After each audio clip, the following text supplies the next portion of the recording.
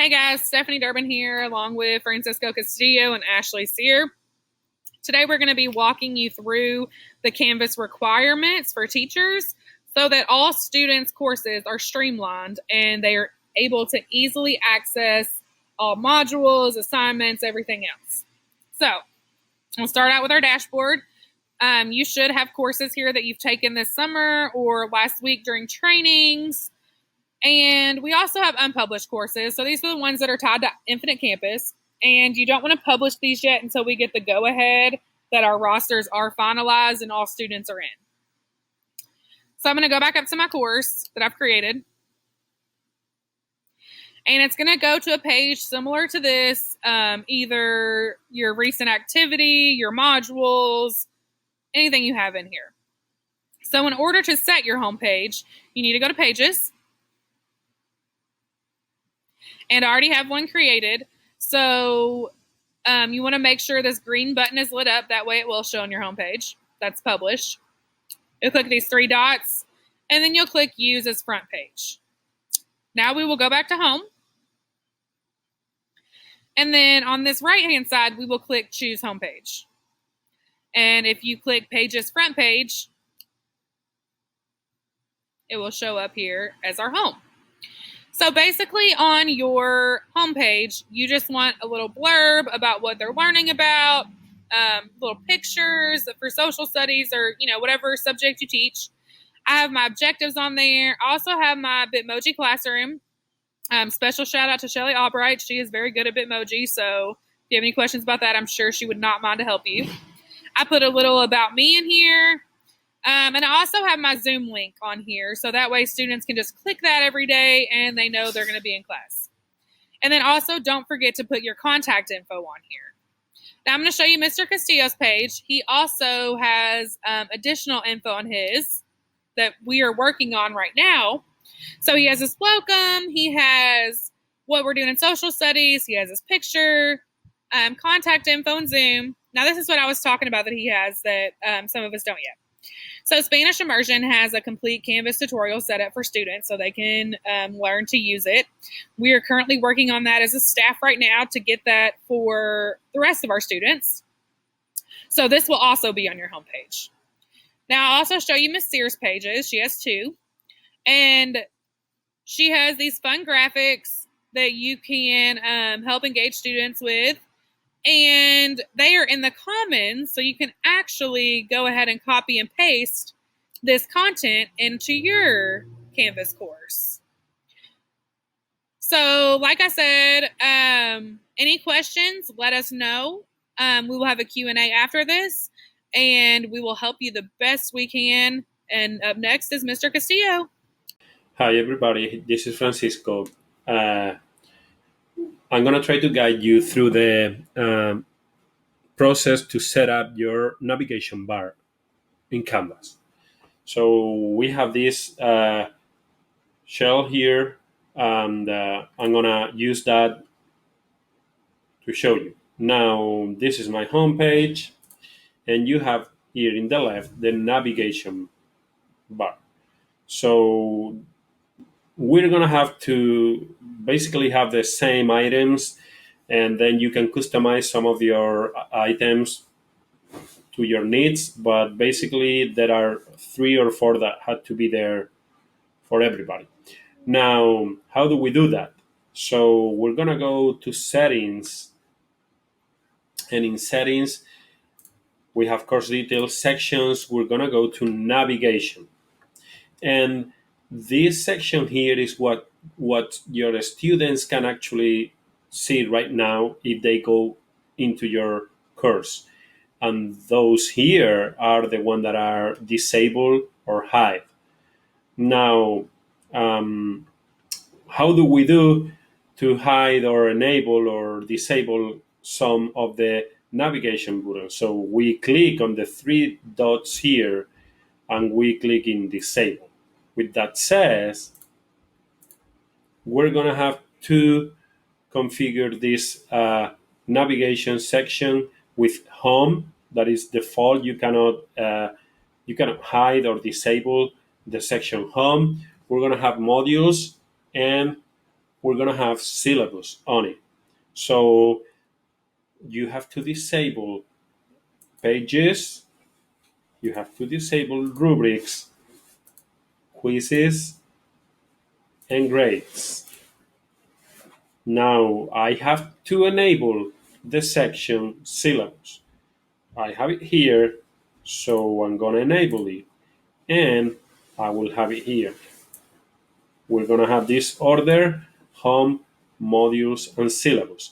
Then you can customize your own with your specific apps. So I have chosen Flipgrid, Google Drive, and Edpuzzle because I'm going to use those frequently, and I want the students to have them. But these three, home, modules, and syllabus, are the ones that everybody needs to have. Now, if we save, don't forget to save, and we go to home, and I choose student view, you'll see how I have only the ones that I have activated. Okay? So that's how we set up our navigation bar, and those three, home, modules, and syllabus, are the ones required for everybody. I hope you find this video helpful. If you have questions, let me know. Thanks. Hi, this is Francisco. In this tutorial, we're going to show how to integrate Flipgrid in Canvas, in our Canvas site. So, first, we are in the dashboard, and we're going to choose the one course. In this case, I'm going to choose this one. And first thing I need to do is to install the app. In order to install the app in Canvas, I have to come to Settings. Once I'm in Settings, in this navigation bar here, I'm going to choose Apps, which is already chosen, and I'm going to filter by name, and I'm going to find Flipgrid. Let's add the app. Now, you see that it's asking us for a consumer key and for a shared secret. Where do we find that so we can install the app? Then is where when we have to go to Flipgrid. In this case, we go to Flipgrid. I'm going to show you how to arrive here.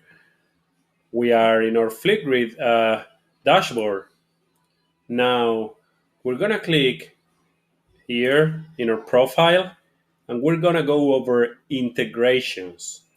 Once we click in integrations, we have no Canvas integration yet. Let's create one. Of course, let's do that.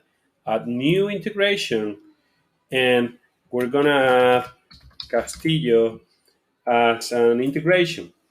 And there, right when we do that, we find our consumer key and our shared secret.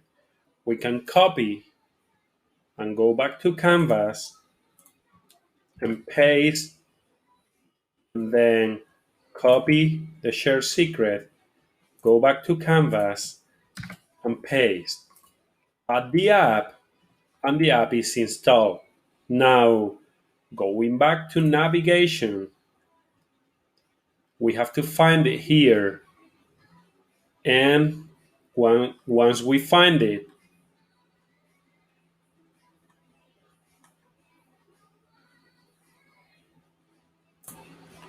once we find it here, we are going to enable it. Then we have it active. Don't forget to save.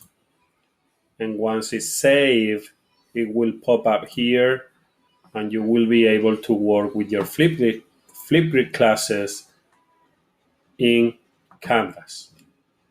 Let me know if you have questions. Bye. Hey guys, today I'm going to show you how to import content from the Commons. For Bryan Station, I created a Commons Canvas template for your course. You can use it if you want, but you don't have to. But I just want to show you how to import that stuff and upload it into your course. So for what I've noticed today is that I've gone to the Commons Okay, when you go to the Commons, you can see that a couple of things that pop up first are going to be the grades and Fayette County Public Schools. You can search for a lot of things by going to the filter, and you can filter whether you want just a quiz or audio or images. You can even select your grade that you want. A lot of the things that will pop up on Fayette County Public Schools unfortunately are not a lot of choices. So if you wanted to look at more options, you can always click this X and get rid of the filter of Fayette County Public Schools and find a lot more. Today, what I wanted to show you is how to download the Bryan Station Middle School course template that I created. And so how you can do that is to find BSMS in your search. If you type that in there, it should pop up, and it's actually the first one that pops up called Practice BSMS. You're going to click on it.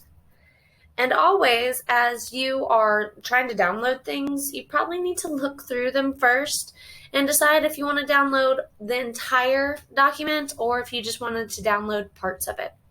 Today we're going to download the entire course. So how you would do that first is to go over to here to import and download. You click on that.